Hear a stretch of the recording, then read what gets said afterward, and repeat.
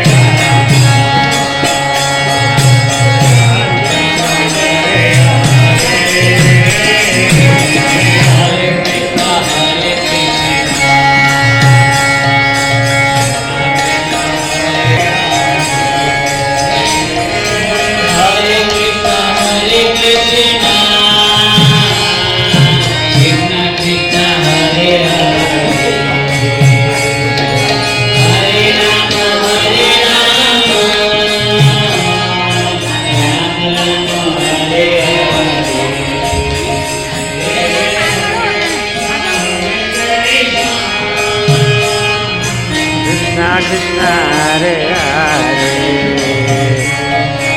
हरे राम राम राम हरे हरे हरे हरे हरे राम राम हरे हरे हरे कृष्ण हरे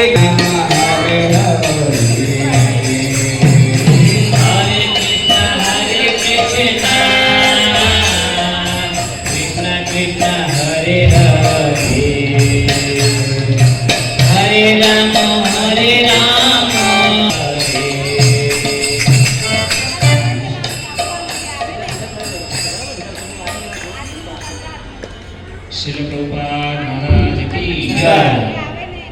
सभी बच्चों से निवेदन है कि ये अभिषेक के उसमें भाग लीजिए और जो नीचे बैठे हैं वो हमारे साथ में कीर्तन करें।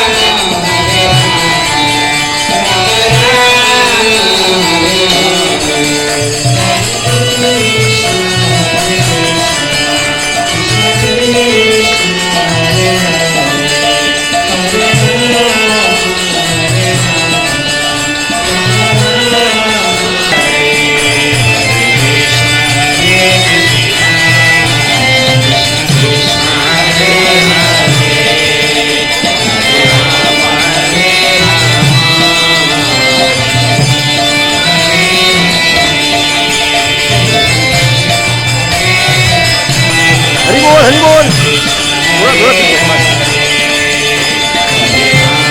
हरे राम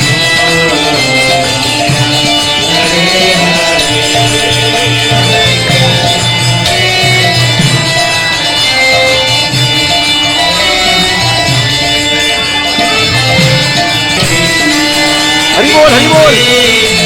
हरे हरे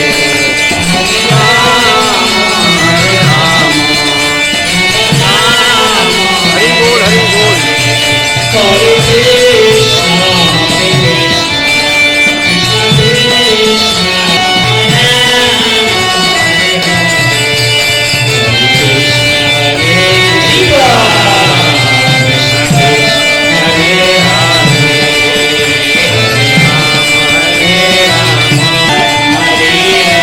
हरि बोल हरि बोल।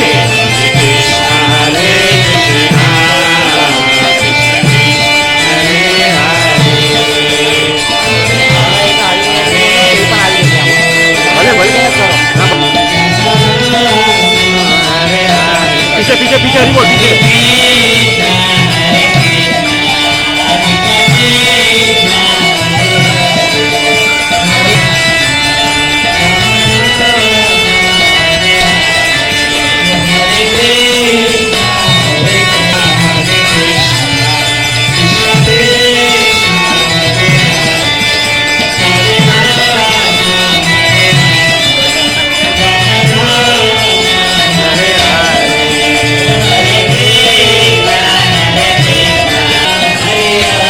थोड़ा पीछे हो जाओ।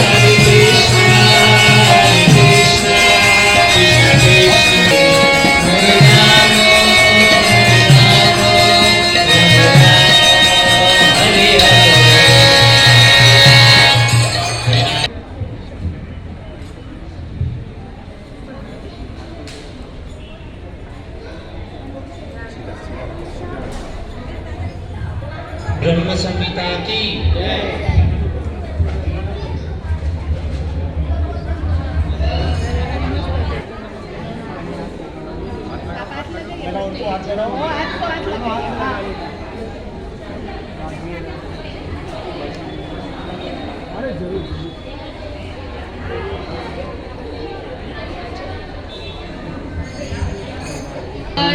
कारणं चिन्तामणि प्रकरसद्मसुकल्पवृक्ष लक्षावृतेषु सुरभिरभिपालयन्तं लक्ष्मीसहस्रशतसमनन्तमरविन्ददलायताक्षं बर्हावतं समसिताम्बुदसुन्दराङ्गं कन्दर्पकोटिकमनीयविशेषशोभं गोविन्दमादिपुरुषं तमहं विलासम् श्यामं त्रिभङ्गललितं नियतप्रकाशं गोविन्दमादिपुरुषं तमहं भजामि अङ्गानि यस्य सकलेन्द्रियवृत्तिमन्त्री पन्तरूपम् आद्यं पुराणपुरुषं नवयौवनं च वेदेषु दुर्लभमदुर्लभमात्मभक्तो गोविन्दस्ति यत्प्रपदसिंहविचिन्त्यतात्वे गोविन्दमादिपुरुषं तमहं भजामि एकोऽप्यसौ रचयितुं जगयान्तरस्त्वं गोविन्दमादिपुरुषं तमहं भजामि यद्भावभावितधियो मनुजस्तथैव सम्प्राप्य रूपमहिमा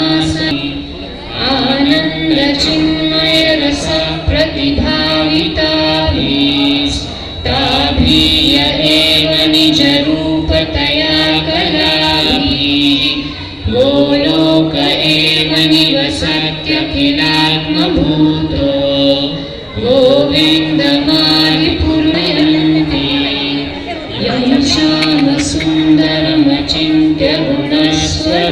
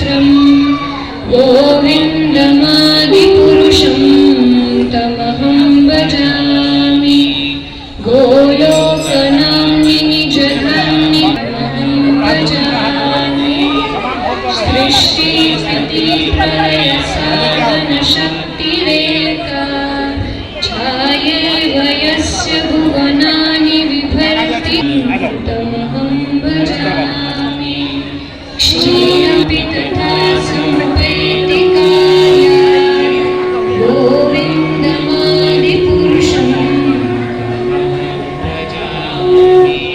दीपाचिरेव हि दशान्तरमाभ्युपेत्य दीपायते विवृतहेतुसामि यत्पादपल्लवयुगं गोविन्दमादिपुरुषं कैंसर हो गया प्रभु।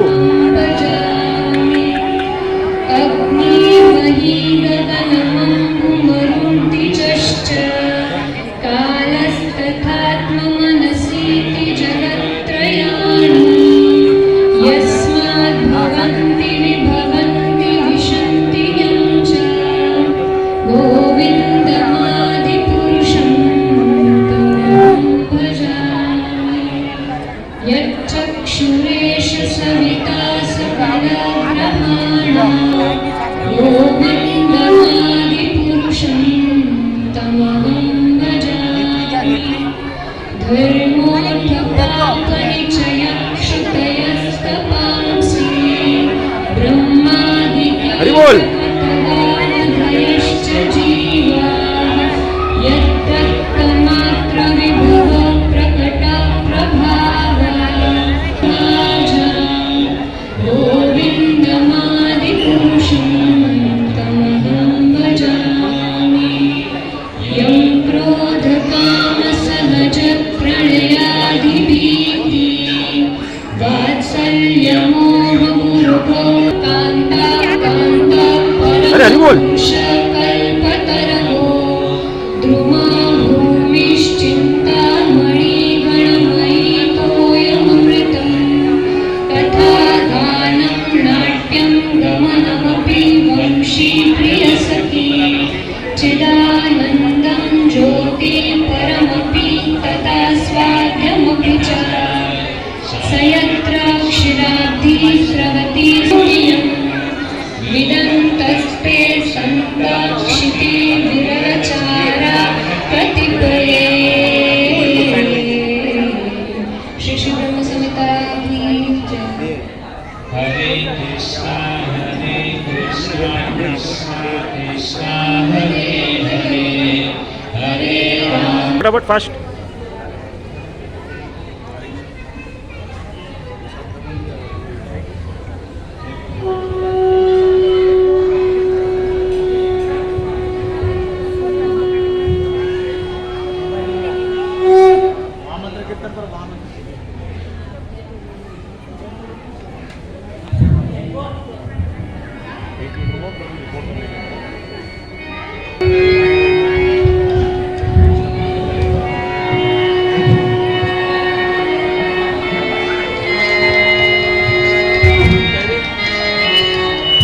हरे कृष्णा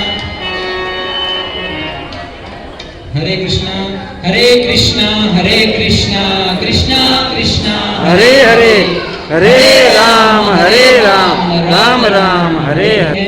और फैमिली के साथ या 4-4 5-5 जन के साथ कर लीजिए, क्योंकि हमें 7 बजे तक का ही समय है, उसके बाद अभिषेक बंद हो जाएगा। हरे कृष्णा। कितने अच्छे लग रहे हैं ना।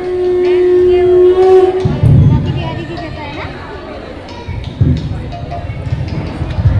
संकीर्तन की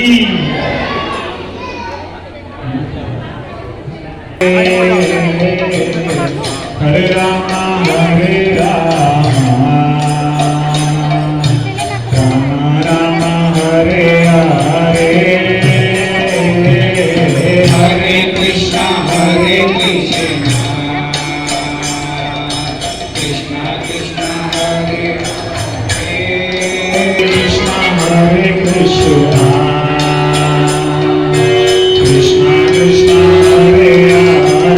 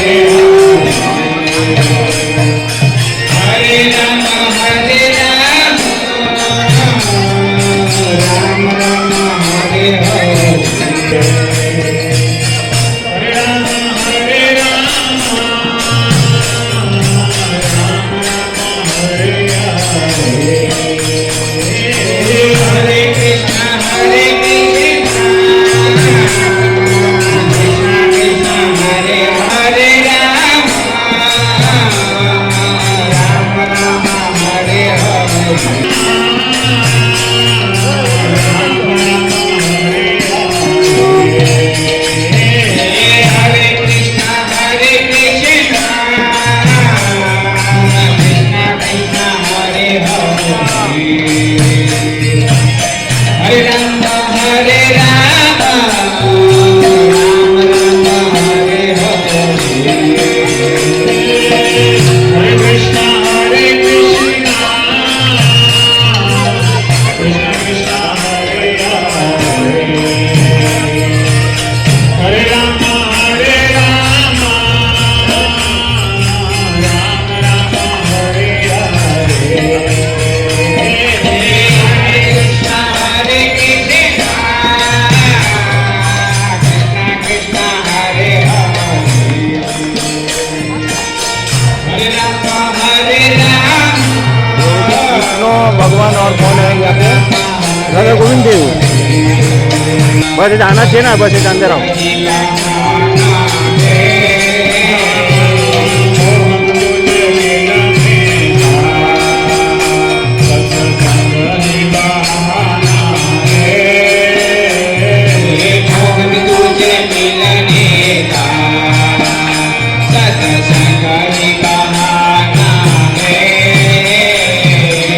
गोकुल में ढूंढा तुझे, गोकुल में ढूंढा तुझे,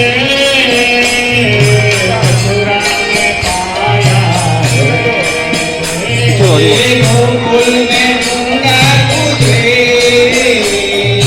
मथुरा में पाया वृंदावन की गलियों में मेरे श्याम का ठिकाना है।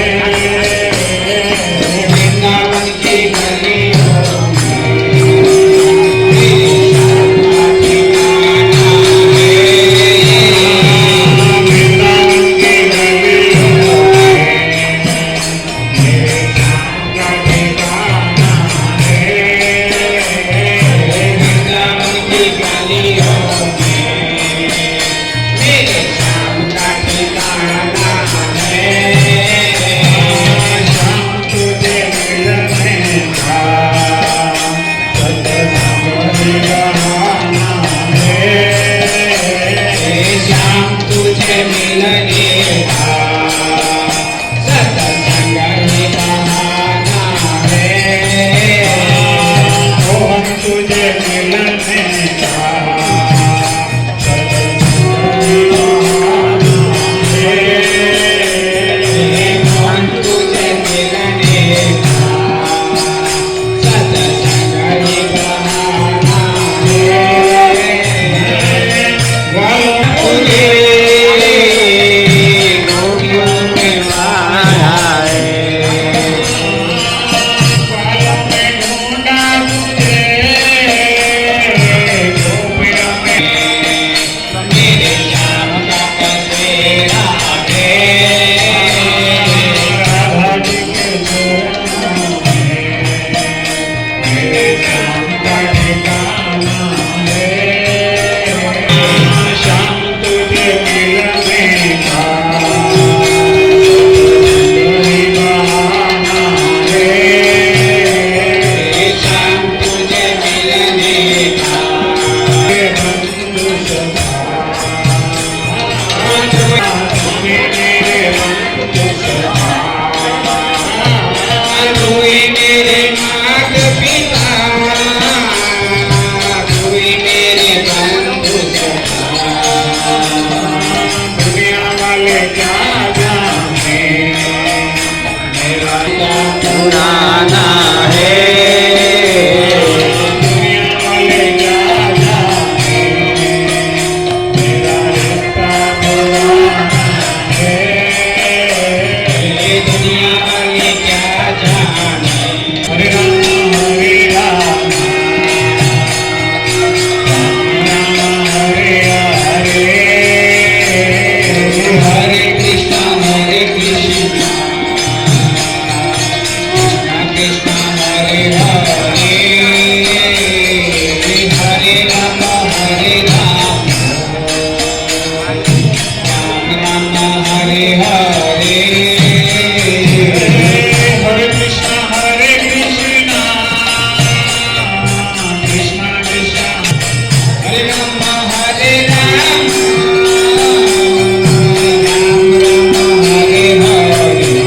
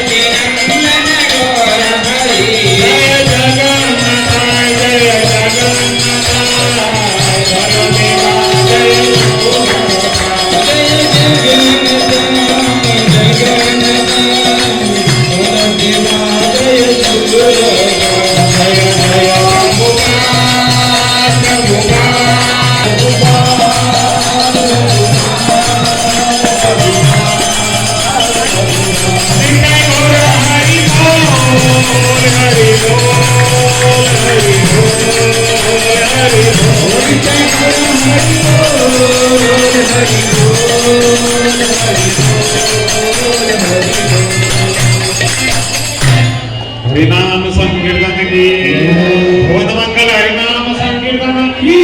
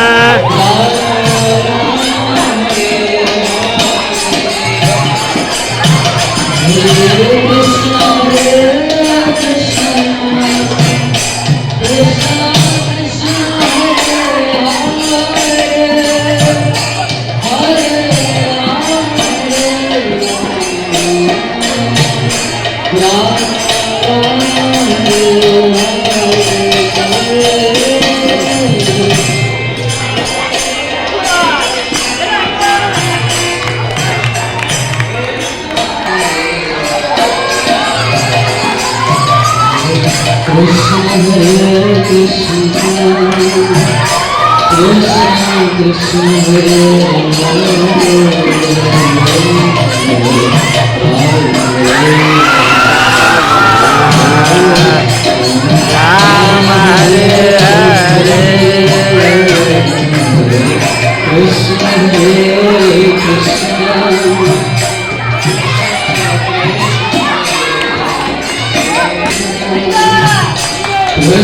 कृष्ण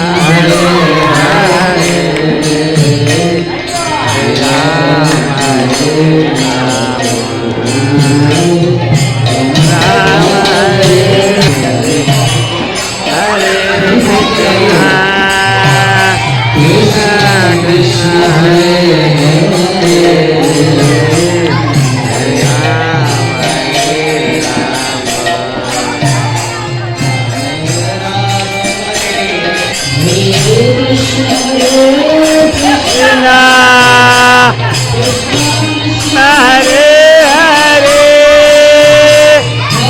राम हरे राम राम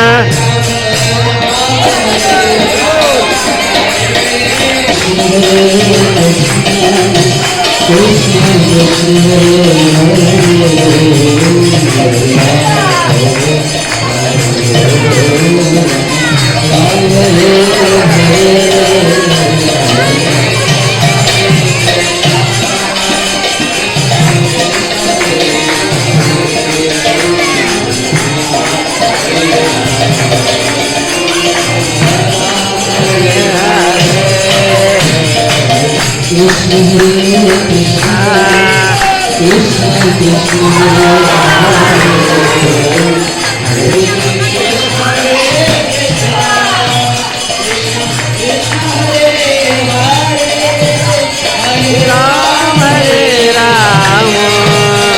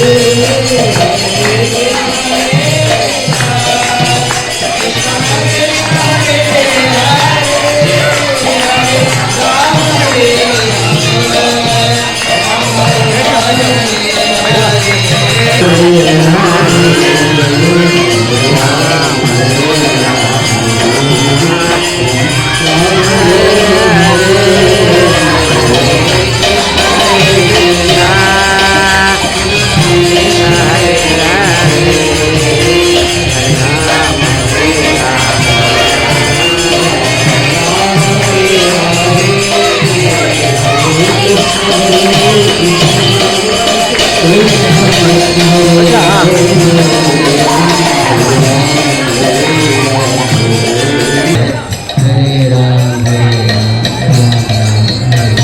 यशस तीर्थ वरे। संसार में जितने भी तीर्थ है उनमें सबसे बड़ा तीर्थ अगर कोई है तो वह कृष्ण कथा है। भगवान कृष्ण का यश इस जगत में इससे बड़ा कोई तीर्थ नहीं है। विश्व ब्रह्मांड में ऐसा वर्णन है कि करीबन 7 करोड़ तीर्थ है। छोटे छोटे तीर्थ तो बहुत है और बड़े बड़े भी गंगा जी, यमुना जी, हरिद्वार इत्यादि तीर्थों में जाते ही है। पंढरपुर है, मथुरा है, लेकिन इन सभी तीर्थों में सबसे बड़ा अगर तीर्थ है तो श्रीमद् भागवत घोषणा करता है यशस तीर्थ वरे। भगवान कृष्ण का यश, उसकी कथा तीर्थों में वर अर्थात श्रेष्ठ है। सबसे श्रेष्ठ अगर कोई तीर्थ है इस जगत में तो वह कृष्ण कथा है। अर्थात आप लोग भाग्यशाली है कि बिना खर्च किए ट्रेन में नहीं जाना है, कुछ रूम का बुकिंग नहीं कराना है, कुछ नहीं, और यहाँ पर सबसे श्रेष्ठ तीर्थ का लाभ ले रहे हैं।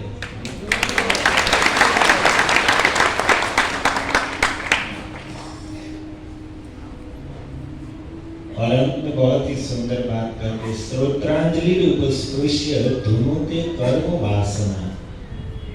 अगर श्रोत्रांजलि कान के दोनों में भरकर अगर इस कथा को भगवान के यश का पान कर लिया जाए तो धुनुते कर्म वासना, कर्म जनित जो हृदय में वासनाएं भरी है वो धुल जाती है, नष्ट हो जाती है।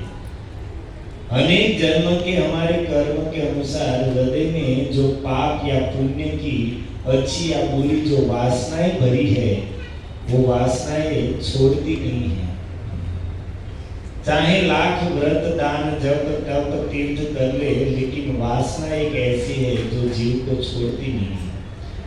परंतु भागवत कहता है कि अगर कोई व्यक्ति एक बार कान के दोने को भर भर कर कृष्ण कथा का आस्वादन कर लेता है तो धुनुते कर्म वासना, कर्म जनित समस्त वासनाएं नष्ट हो जाएगी, वो पवित्र हो जाएगा। तो इसलिए यहाँ पर कारण दिखा रहे कि भगवान कृष्ण ने अपनी लीलाओं का विस्तार क्यों किया। कलो जनिष्य मानव, हम जैसे कलियुगी जीवों के ऊपर अनुग्रह करने के लिए, हम लोग उन कथाओं को सुनकर वासनाओं के बंधन से मुक्त हो सके, संसार के बंधन से मुक्त हो जाए। इसलिए भगवान ने कृपा करके अपने यश का विस्तार किया है। भगवान के अवतार की कथा 10वें स्कंद में श्रीमद् भागवत के प्रारंभ में परीक्षित जी प्रश्न पूछते हैं।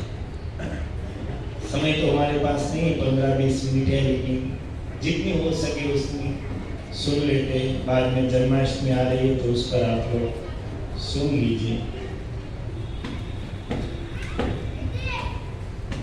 9वें स्कंद के अंत में सुखदेव जी ने भगवान कृष्ण की कथा सिर्फ 2 श्लोकों में सुनाई। संपूर्ण कृष्ण चरित्र 2 श्लोकों में सुनाया। आप लोगों को सुनना है, अनुवाद सुन लीजिए। वो कहते हैं, जातो गतः पितृगेहात्, मथुरा की जेल में जन्म हुआ और फिर वहां से गतः चले गए पितृगेहात्, अपने पितृ माता पिता वसुदेव और देवकी को छोड़कर ब्रजभूमि में चले गए। कंस की मथुरा की जेल में जन्म लेकर वहां से ब्रज में गए और वहां पर जाकर ऐसी ऐसी सुंदर अद्भुत बाल लीलाएं की कि ब्रजवासी सब आनंद मग्न हो गए। नंद बाबा, यशोदा जी इत्यादि गोप गोपियों को अपनी लीला से बहुत सुख और आनंद दिया। और कंस ने जिन जिन असुरों को भेजा, हत्वा रिपुन, उन सब असुरों का संहार करके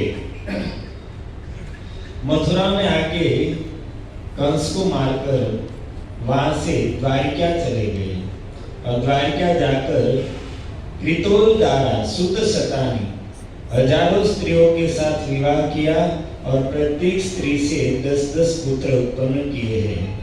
और फिर वही भगवान द्वारिका में रहकर क्रतुभी समीजे आत्मानम, यज्ञ इत्यादि करके खुद अपना ही पूजन कर रहे हैं। यज्ञ क्यों किए जाते हैं? भगवान की प्रसन्नता के लिए।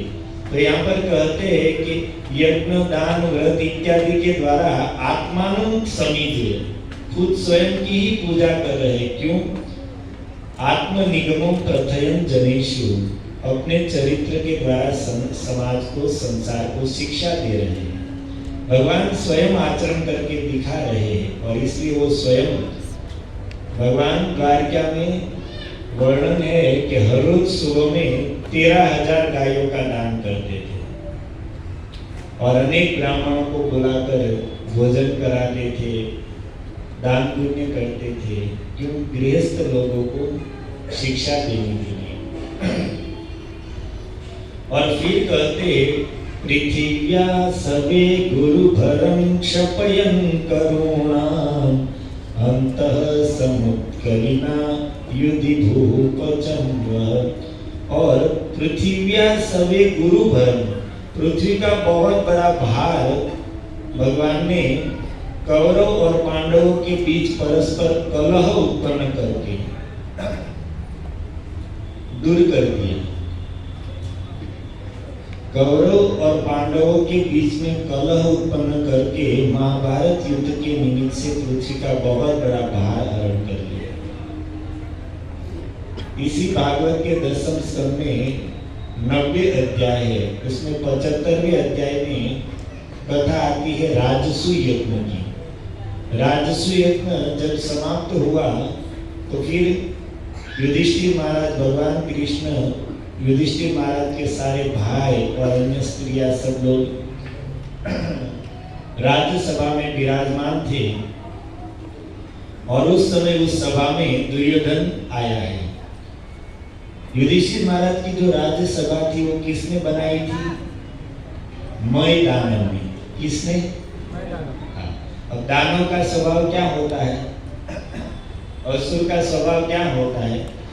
दूसरे को परेशान करके मनोरंजन लेना। आसुरी स्वभाव क्या है? कोई गिरता है, कोई कुछ परेशान होता है, किसी को कुछ नुकसान होता है तो उसको मनोरंजन मजा आता है, यह आसुरी स्वभाव। तो मय दानव ने युधिष्ठिर महाराज की सभा बनाई थी। मय दानव कौन है जानते हैं?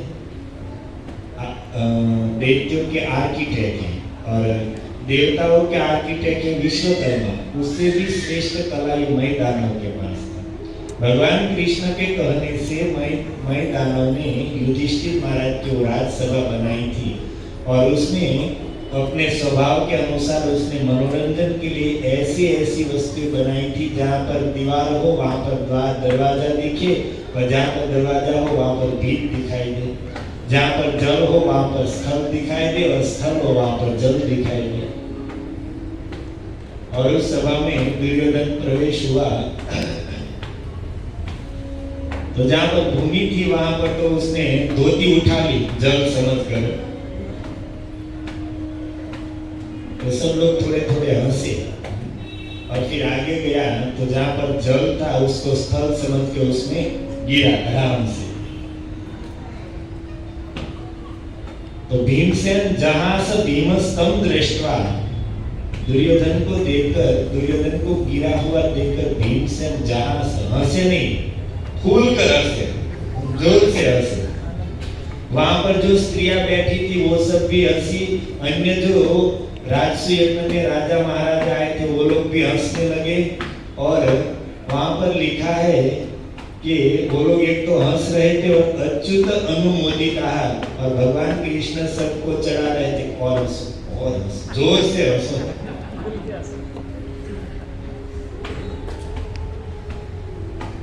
ब्रह्मस्थ अच्युत दृष्टिया वहां पर सुखदेव जी ने स्पष्ट कह दिया कि दुर्योधन के अंदर ये मति भ्रम हुआ था कृष्ण की इच्छा से। हृदय में परमात्मा रूप से सबके हृदय में बैठे और उसी ने उसको दुर्योधन की मति में भ्रम प्रकट कर दिया। क्यों? सुखदेव जी स्पष्ट कर दे कि भगवान दो भार हरम जी, क्योंकि भगवान इसी निमित्त से पृथ्वी का बहुत बड़ा भार हरण करना चाहते थे। इसलिए दुर्योधन की मति में भ्रम पैदा किया और उन लोगों को जोर जोर से हंसाया। और वही फिर महाभारत युद्ध का मुख्य, महाभारत युद्ध का बीज वहीं से रोपण हुआ। तो इसलिए यहाँ पर सुखदेव जी कहते हैं कि पृथ्वी का बहुत बड़ा भार कौरव और पांडव दोनों के बीच कलह उत्पन्न करके महाभारत के युद्ध के निमित्त से बड़ी बड़ी राजाओं की सेनाओं का संहार करके भार हरण किया। दृष्टिया विधुय विजय जयमुद्रिघोष्य, हकीकत में युद्ध न तो धर्मराज युधिष्ठिर की धर्मनिष्ठा से जीता गया था, न तो भीमसेन की गदा से महाभारत का युद्ध जीता गया था और न ही अर्जुन के गांडीव धनुष्य से वो युद्ध जीता गया था। तब दृष्टिया विधुय विजय, कृष्ण की दृष्टि से वो युद्ध जीता गया। भगवान कृष्ण ने अपनी दृष्टि से ही सारे शत्रुओं को मार दिया था।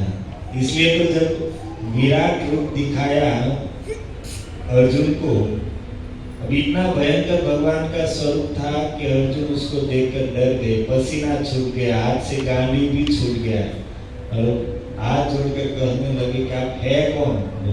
अर्जुन भूल गए कि मेरे मित्र है, मामा के पुत्र है, मेरे साथी है, सब भूल गए वो भयंकर रूप देकर अर्जुन पूछते कि आप है कौन? तब भगवान कहते कालोस्मि, मैं कौन हूँ? साक्षात काल हूँ। और इस समय यहाँ पर मैं प्रकट हुआ हूँ सबका संहार करने के लिए। इसलिए अर्जुन, तुम युद्ध करो या न करो, तुम 5 भाइयों को छोड़कर दोनों सेनाओं में, चाहे कौरव पक्ष में हो या पांडव पक्ष में हो, एक भी नहीं बचेगा। तुम 5 को नहीं खाओगा क्योंकि तुम मेरे भक्त हो, बाकी जो भी है सबका भोजन कर जाऊंगा।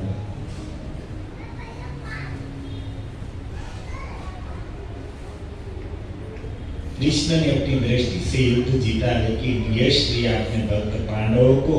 और फिर कहते प्रोच्य उद्धवाय, और अंत में उद्धव जी को प्रभास क्षेत्र में भागवत का, अपने स्वरूप का, स्वयं की प्राप्ति का जो मार्ग है वह भागवत धर्म का ज्ञान देकर समगात स्वधाम अपने धाम चले गए। 2 ही श्लोक में संपूर्ण कृष्ण कथा सुना दी। बोल कृष्णचंद्र भगवान की जय। हम लोग ऐसे ही सुनते हैं भागवत कथा, लेकिन परीक्षित जी हमारे जैसे श्रोता नहीं थे। परीक्षित जी तुरंत विह्वल हो गए कि गुरुदेव,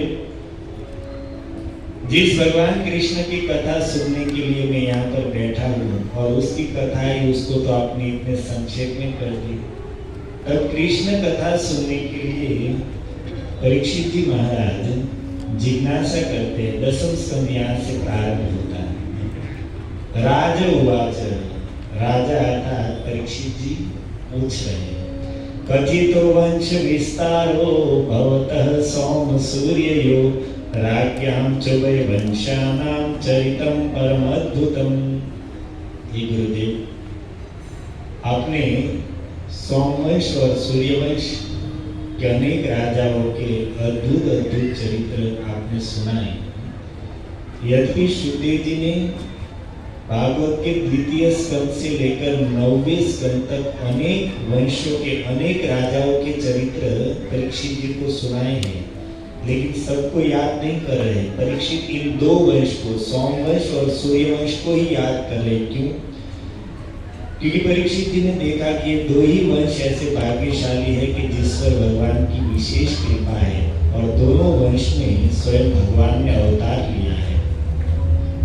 भगवान के संबंध से परीक्षित जी इन दोनों वंशों को याद कर रहा है। भक्तों का स्वभाव होता है कि जहाँ पर भगवत संबंध है उसी को ग्रहण करते हैं। जैसे संसार के लोग जहाँ पर विषयों का संबंध है, जहाँ पर भोगों का संबंध है, जहाँ पर धन संपत्ति की चर्चा हो रही है, उसी बात को पकड़ते हैं।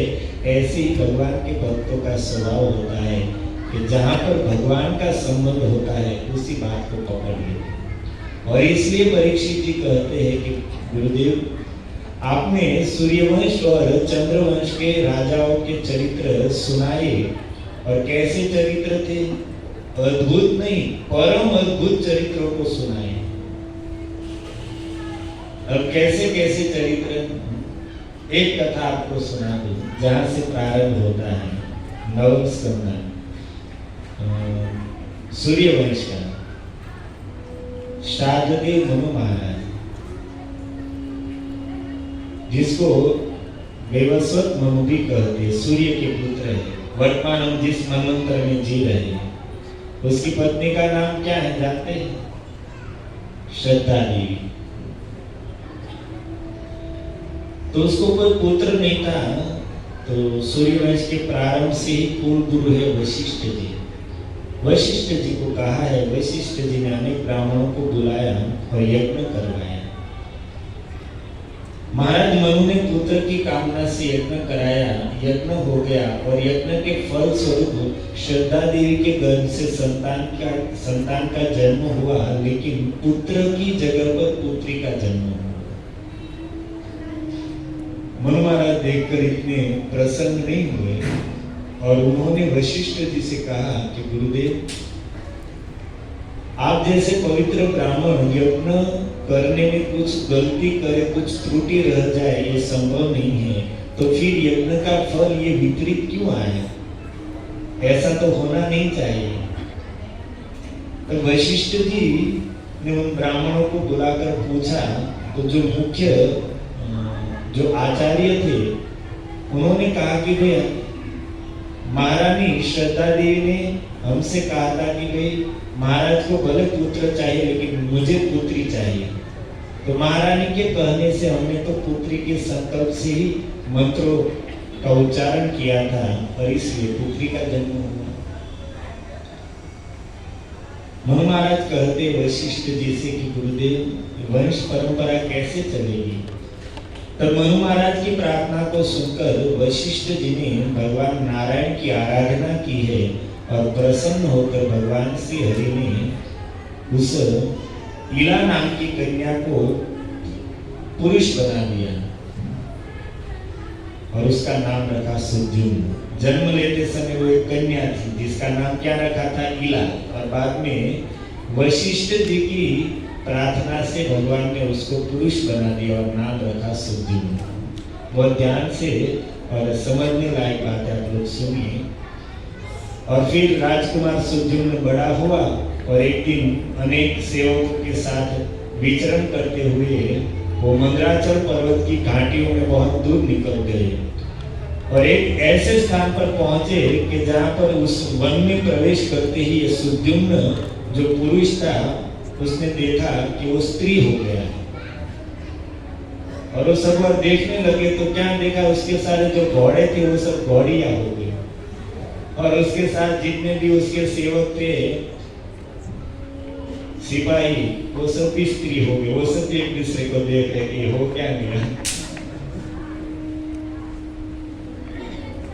अब बेचारे सब परेशान हो गए और उसी स्त्री रूप में उस गाढ़ वन में इधर से रास्ता भटक गए और सब और घूम रहे भटक रहे और वहां पर चंद्रमा के पुत्र बुध वहीं पर रहते थे। उस स्थान में पहुंच गए। कौन? ये सुद्युम्न जो स्त्री बना हुआ था और बहुत सुंदरी स्त्री था। बुध ने जब देखा तो बुध उस पर आकर्षित हो गए और दोनों ने विवाह कर लिया और इसे पुरुरवा का जन्म हुआ। महाराज पुरुरवा ने पुरु का और उसी से फिर चंद्रवंश आ गया। लेकिन ये सुद्युम्न को स्मरण आया तो उसने अपने गुरुदेव वशिष्ठ जी को याद किया है उस स्थिति में और स्मरण करके वशिष्ठ जी त्रिकाल ज्ञानी महापुरुष उसने देख लिया तो वशिष्ठ जी ने फिर से भगवान शंकर की आराधना की। इससे पहले परीक्षित जी ने प्रश्न पूछा कि गुरुदेव ऐसा क्या क्यों हुआ, उस स्थान में ऐसी क्या विशेषता थी कि जिसके कारण ये सारे पुरुष स्त्री हो गए। तो शुद्धि जी कहते कि राजन वो स्थान भगवान शंकर और पार्वती जी का विहार स्थान है। एक दिन बड़े बड़े ऋषि मुनि सत्संग के लिए उस स्थान में आए और उनको देखकर सती पार्वती जी को लज्जा हुई तो शिव जी ने उसे प्रसन्न करने के लिए कहा कि आज के बाद मेरे सिवा इस वन में कोई भी पुरुष आएगा तो वो स्त्री हो जाएगा। किसी पर पुरुष की इसमें एंट्री नहीं। ठीक है, कोई बात नहीं, पुरुष की एंट्री नहीं है, पुरुष इसमें आके स्त्री बन जाएंगे, लेकिन बॉर्डर तो लगाना चाहिए कम से कम। बिना कैसे वो बेचारे को कैसे मालूम होगा कि यहाँ पर ऐसे है, बॉर्डर तो होना चाहिए।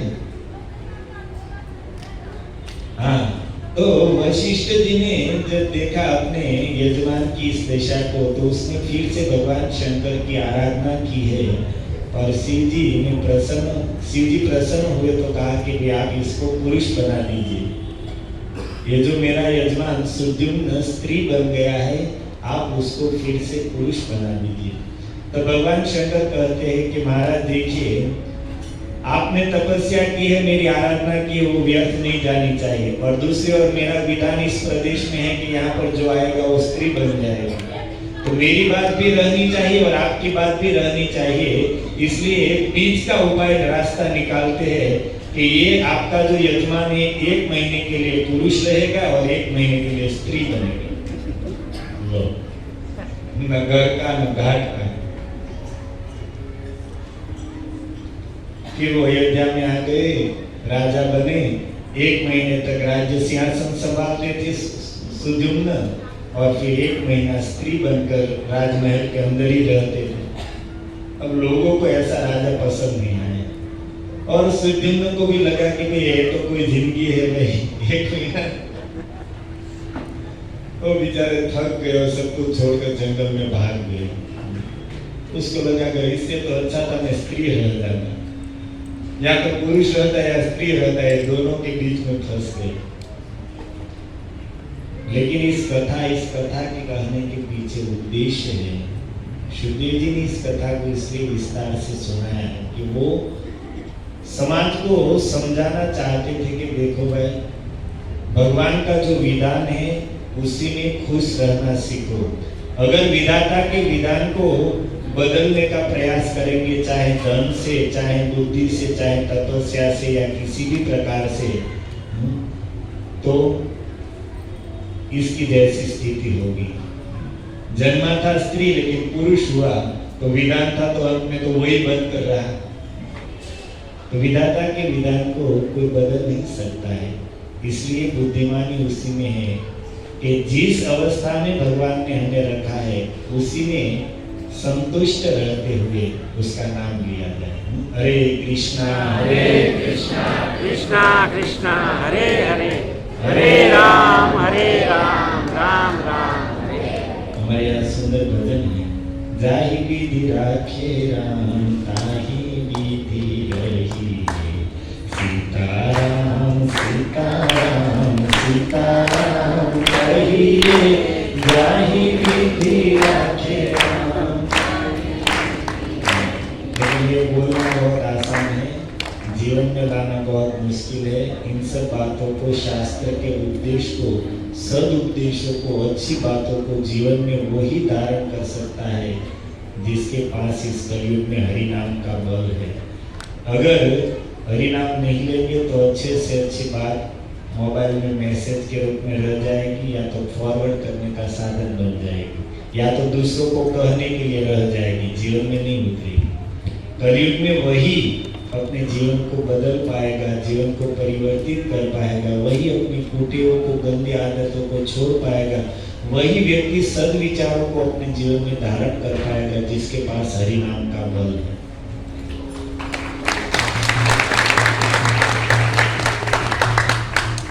क्योंकि कलयुग का यह धर्म है, कलि काले धर्म कृष्ण नाम संकीर्तन। और इसलिए नाम का बल नहीं है, नाम का आश्रय नहीं लिया है तो साधारण लोगों की बात जाने दीजिए, बड़े बड़े वक्ता बन जाने पर भी वो भी अपनी कुटियों को और गंदी आदतों को छोड़ नहीं पाते। हम देखते ही है, जैसे संसार में नेताओं के कौभांड निकलते, ऐसे वक्ताओं के भी कौभांड निकलते। क्यों? नाम का आश्रय नहीं लिया। इसलिए ज्ञान की बड़ी बड़ी बातों को करने से कुछ लाभ नहीं होने वाला है। बस इस कलयुग में अगर अपने जीवन को परिवर्तित करना है, इस संसार से मुक्त होना है, तो सभी शास्त्रों ने एक मत से कहा है, यह कलिकाल साधन दूजा, राम ही गाइए राम ही सुनिए। इस कलयुग में कोई साधन काम आने वाला नहीं है, बस एक ही साधन है और वह है भगवान का नाम। भगवान कृष्ण प्रकट हुए थे द्वापर युग के अंत में, भगवान राम प्रकट हुए थे त्रेता युग में, भगवान के वामन भगवान प्रकट हुए थे सतयुग में। तो भगवान के सारे अवतार तो होते ही रहते हैं, लेकिन वर्तमान में हमारे लिए भगवान प्रकट हुए कलि काले नाम रूपे कृष्ण अवतार। नाम के रूप में ही भगवान प्रकट है। लेकिन क्या करें, हम लोगों का दुर्भाग्य है कि हमें श्रद्धा ही नहीं है। हमें नाम के रूप में भगवान है वो दिखाई नहीं दे रहे, हमको तो साधारण नाम दिखाई दे रहा है। जबकि सच्चा कलयुग में अवतार तो यही है, कलि काले नाम रूपे कृष्ण अवतार। भगवान ने स्वयं को नाम के रूप में प्रकट किया है। और इसलिए तो सुखदेव जी कहते हैं कि राजन कले दोष निधे राजन अस्ति एको महान गुण, कीर्तना देव कृष्ण से मुक्त संग परम रजित। ये कलयुग दोषों का समुद्र है, पापों का समुद्र है, दुर्गुणों का समुद्र है। इसमें पाप ही पाप भरे पड़े हुए, दोष निधे, निधि का अर्थ होता है समुद्र, दोषों का समुद्र है। अस्ति एको महान गुण, उसमें अगर गुण है तो एक ही है, और वो क्या है? कीर्तनादेव कृष्णस्य मुक्तः संगः परम व्रजेत। मात्र कृष्ण नाम संकीर्तन से जीव समस्त बंधनों से मुक्त होकर परम व्रजेत, परम पद को प्राप्त कर लेते।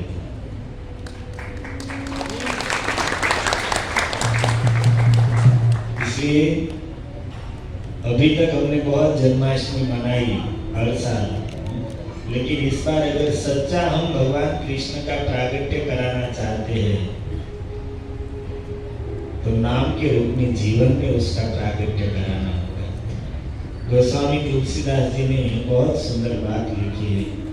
वो कहते हैं कि जीह जसोमती हरि हलधर से, अगर कोई मुख से कृष्ण उच्चारण करता है तो कृष्ण नाम उच्चारण करते ही उसकी जीवा यशोदा बन गई। जिसके मुख से कृष्ण यह 2.5 अक्षर निकले हैं तो इतने से ही उसकी जीवा यशोदा बन गई, उसकी जीवा देवकी बन गई, और उसने नाम के रूप में कृष्ण को जन्म दे दिया।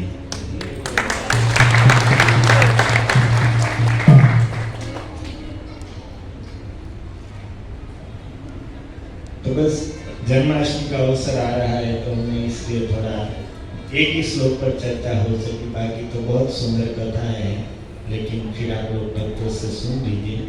तो हम बहुत आभारी है कि यहाँ पर निर्वण प्रभु, उसका परिवार, हमारे जीवन कृष्ण प्रभु के सारे उससे जुड़े हुए भक्तों के द्वारा ये सुंदर आयोजन हुआ, और हम लोगों को इसमें कुछ समय भगवत कथा कहने सुनने में, कुछ समय अभिषेक के दर्शन में, कीर्तन, इन सब में समय सार्थक करने का अवसर मिला, तो बहुत आभारी है।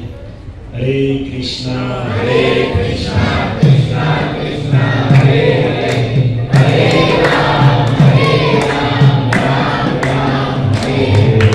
श्री प्रभुपाद की जय, श्री राधा गोविंद देव भगवान की जय, जन्माष्टमी महामहोत्सव की जय, गौर प्रेमानंदे। हरे कृष्णा कृष्णा कृष्णा हरे हरे, हरे राम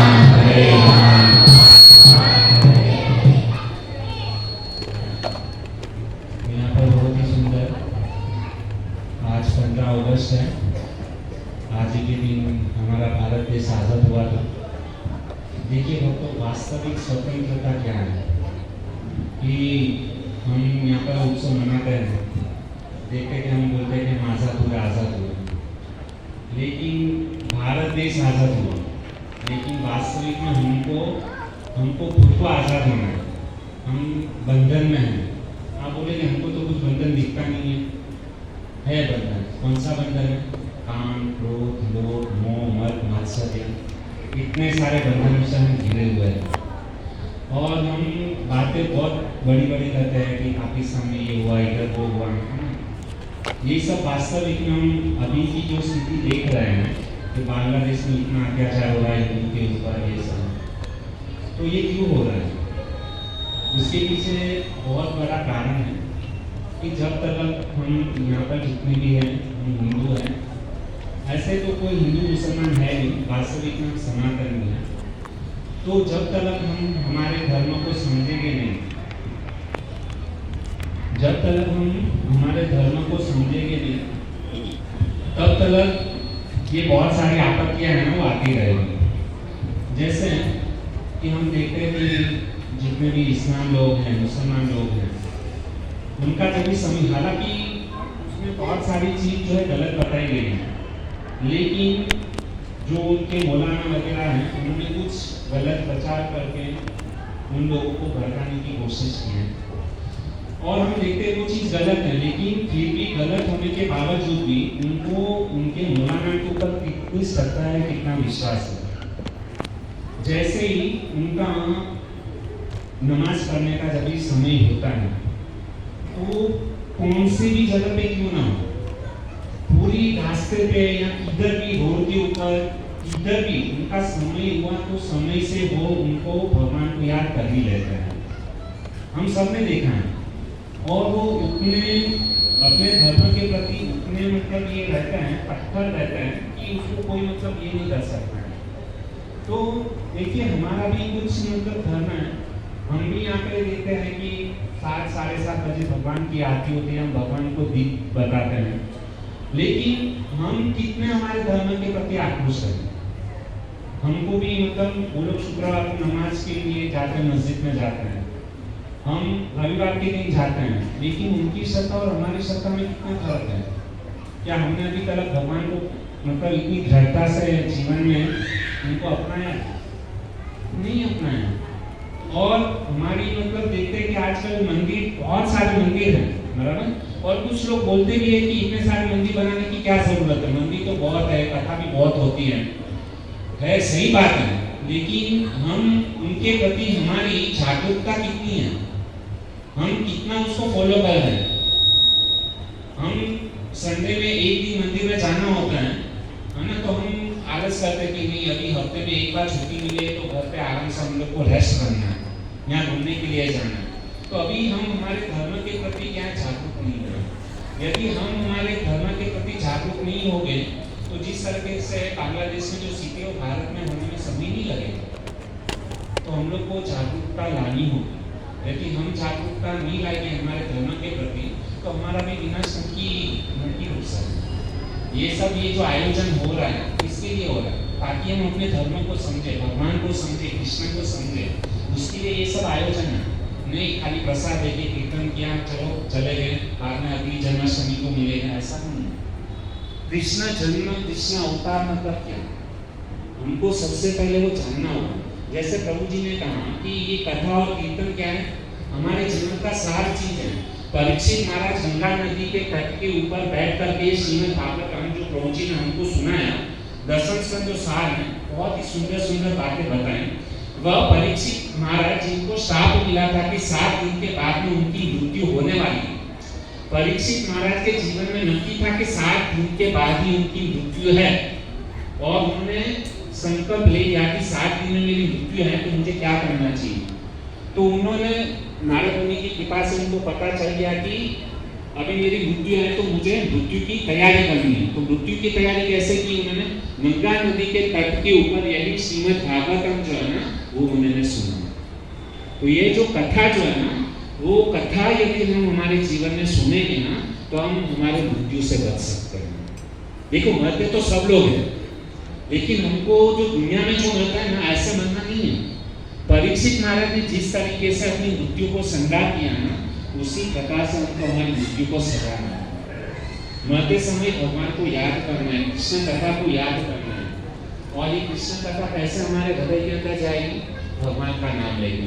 हरे कृष्णा कृष्णा कृष्णा हरे हरे, हरे राम राम राम हरे हरे। जैसे ये कृष्ण अवतार के बारे में प्रभु जी ने बहुत ही सुंदर कथा बताई, दर्शन स्कंद का पहला श्लोक लिया।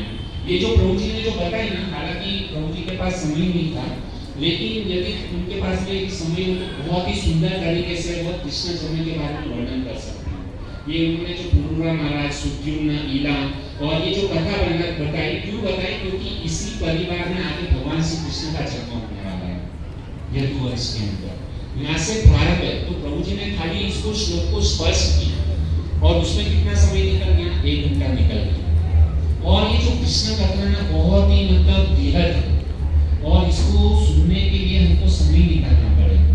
हम यहाँ पर ऐसा नहीं कि मतलब खाली जन्माष्टमी को जन्माष्टमी, यहाँ पे ऐसा कार्यक्रम हर एक गुरुवार को यहाँ पर होता है। तो आप सभी से निवेदन करते हैं कि आप यहाँ पर आए हैं तो हमारे आगे वाली पीढ़ी, आने वाली जो जनरेशन है, उनको भी हमारी संस्कृति के बारे में ज्ञात होना चाहिए। यदि हम हमारे बच्चे लोगों को हमारी संस्कृति के बारे में, हमारे धर्म के बारे में नहीं बताएंगे, आजकल तो ऐसी दशा है कि भगवान श्री रामचंद्र के पिता कौन है पता नहीं, कृष्ण के माता पिता कौन थे पता नहीं। करीबन मतलब 50 से 60% लोग भारत देश के अंदर, जहाँ पर भगवान श्री कृष्ण और राम का जन्म हुआ है, ऐसी भारत देश के अंदर ऐसे लोग मिलेंगे कि जिसको राम और कृष्ण के पिता का नाम नहीं पता है। ये क्यों हो रहा है? क्योंकि हमारी कमी है। हम हमारे बच्चे लोगों को ऐसे सत्संग कार्यक्रम में नहीं भेजते हैं और इसके लिए हमको भी इनाम नहीं है और हमारे बच्चे लोगों को भी इनाम है। तो हमारे जैसा मूर्ख और कोई इस संसार के अंदर होगा नहीं कि यदि हमको राम और कृष्ण के परिवार के बारे में नहीं पता। तो इतना सुंदर आयोजन हम प्रभुपाद महाराज की कृपा से इस्कॉन के माध्यम से प्रचार कर रहे हैं। और हम देख रहे हैं कि बांग्लादेश के अंदर जैसे ही मतलब एक देखो कि हिंदू के अंदर कितनी ताकत है। बांग्लादेश के अंदर केवल 7.5% हिंदू बचे हैं, है ना? और वहाँ पे इतने सारे मुसलमान लोगों ने मतलब ये मंदिर तोड़े, बाद में वहाँ के जो नेता का घर था वो सब कुछ तोड़ दिया। लेकिन उसके बाद में ये देखिए ये सब जब भी घटना होती ना उसके बाद में हिंदू के हृदय के अंदर उत्कंठा आती कि नहीं हमको हमारे सनातन धर्म को बचाना। उसके पहले कहाँ पर गए थे? उसके पहले कहाँ पर गए थे? यहाँ पे भी हो सकता है यदि हम लोग अभी जागरूक नहीं होंगे तो हमारी भी यही दशा होने वाली। लेकिन देखिए मेरा कहने का भाव यह है कि हिंदू के अंदर कितनी ताकत है, कितनी ताकत है। कौरव जो थे ना 100 थे, लेकिन पांडव कितने थे? केवल 5 थे, है ना? तो यहाँ पे भी सेम दशा हुई कि जैसे उन लोगों ने आक्रमण किया, लेकिन सारे हिंदू खाली 7.5% जो हिंदू जो थे ना वो एकत्रित हो गए। उन्होंने कुछ आक्रमण नहीं किया, केवल उन्होंने क्या किया वहाँ पे संसद में जाकर हरे कृष्णा कृष्णा कृष्ण हरे हरे, हरे राम राम राम हरे हरे। केवल 7% लोगों ने खाली वहाँ पर हरे कृष्ण महामंत्र गुंजाया। एक जन की ताकत नहीं हो, वो लोग लाखों लोग थे। किसी के अंदर ताकत नहीं है कि हिंदू के ऊपर आंख उठा करके देख सकते हैं। ये क्या है? हिंदू के अंदर ताकत नहीं है। ताकत किसके अंदर है? भगवान के नाम के प्रति। एक बार यदि आपने हरे कृष्ण बोल दिया ना, किसी की ताकत है आपके सामने आंख उठाकर देख सकते हैं। हमारे अंदर हिंदू को जानने की जरूरत है। हमारा धर्म कितना सनातन है, कितना पावरफुल है। एक अकेले कृष्ण कुरुक्षेत्र की युद्ध कुंड में ऐलान करके बोल रहे हैं कि तुम मेरा भजन करो, मेरी शरण में आओ। माम एकम शरणम व्रज, और किसी की शरण में जाने की जरूरत नहीं है। इतना क्लियर इंस्ट्रक्शन भगवत गीता के अंदर भगवान श्री कृष्ण ने बोल दिया। लेकिन फिर भी हमको उस भगवत गीता में कृष्ण की बात के ऊपर विश्वास नहीं है। इसके लिए कृष्ण के ऊपर विश्वास नहीं है, इसके लिए हम अलग अलग जगह पे जाते हैं। कितना सुंदर उपदेश भगवत गीता के अंदर दिया गया है, तो हमको ये फॉलो करना पड़ेगा। और खास करके नाम के बारे में इतनी ताकत है, इतनी ताकत है। एक हिंदू 100 मुसलमान के ऊपर भारी दे सकता है, तो हमको जागरूक होना पड़ेगा। तो हमारे अंदर इतनी ताकत है। हमारा तो शास्त्र जो है ना इतना सनातन है, प्योर है, लेकिन फिर भी हमको हमारे शास्त्र के ऊपर विश्वास नहीं है, हमारे मंदिर के ऊपर विश्वास नहीं है, कथा के ऊपर विश्वास नहीं है। इसलिए हम लोग क्या करते हैं, अलग अलग जगह पे भटकते हैं। और बहुत हृदय के अंदर दुख होता है। शिवाजी महाराज वगैरह उन्होंने मतलब कितना परिश्रम किया हमारी संस्कृति और मंदिरों को बचाने के लिए, अपना मतलब प्राण तक दे दिए। लेकिन आज हमारे पास में मतलब उन लोगों की कुर्बानी जो है ना, ये सही कुर्बानी क्या है? हमारे देश को आज़ाद करने के लिए कितने सारे नेताओं ने, सुभाष चंद्र बोस ने, कितने सारे लोगों ने अपना बलिदान दिया है। तो हम लोगों को याद करना चाहिए, क्योंकि आज उनकी कृपा से आज हम जो बैठे हैं ना यहाँ पर, तो इन लोगों का बलिदान है। इसके लिए आज हम लोग इतना मतलब आराम से कथा सुन रहे हैं, प्रवचन सुन रहे हैं। ये वास्तविक में सुवर्ण युग है। सुवर्ण युग मतलब क्या? भगवान का नाम। और इसी सुवर्ण युग के अंदर चैतन्य महाप्रभु ने हमको बहुत ही सुंदर, ये जैसे प्रभु जी ने बात बताया कि नाम जो है ना, भगवान का नाम ही जीवों का कल्याण कर सकता है और कोई कल्याण नहीं कर सकता है।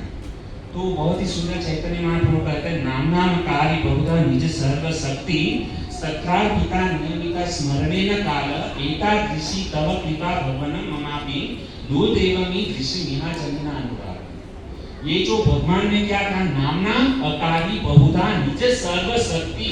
भगवान खुद बोल रहे हैं कि ये जो भगवान का जो नाम है ना, इस दुनिया के अंदर, संसार के अंदर, ब्रह्मांड के अंदर जितनी सारी शक्तियां है ना, सबको मिला के ना, उससे भी कहीं गुना ज्यादा ताकत जो है ना, किसके अंदर है? भगवान के नाम के अंदर।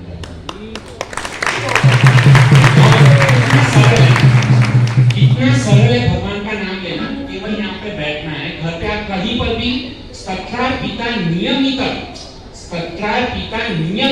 स्मरणे न कारण।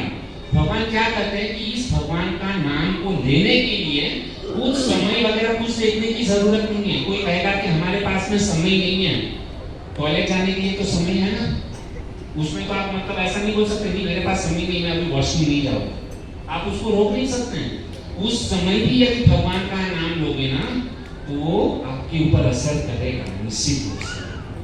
इतनी ताकत जो है ना भगवान ने अपने नाम के अंदर डाल दी, लेकिन हम किस प्रकार से लेते हैं ना वो हमारे ऊपर है। तो इसलिए भक्तों आज के दिन ये जो कृष्ण जन्म कृष्ण कथा जो प्रभु जी ने बहुत ही सुंदर तरीके से बताई, उनका लास्ट में अंतिम जो सार प्रभु जी ने जो बताया ना वह क्या है, भगवान का नाम। तो आप सभी भक्तों के चरणों में वो हाथ जोड़कर यही प्रार्थना करते हैं कि हमको कृष्ण जन्म है ना केवल जन्माष्टमी के दिन नहीं मनाना है, हर एक दिन प्रत्येक दिन हमको क्या करना है, कृष्ण जन्म मनाना है। कैसे?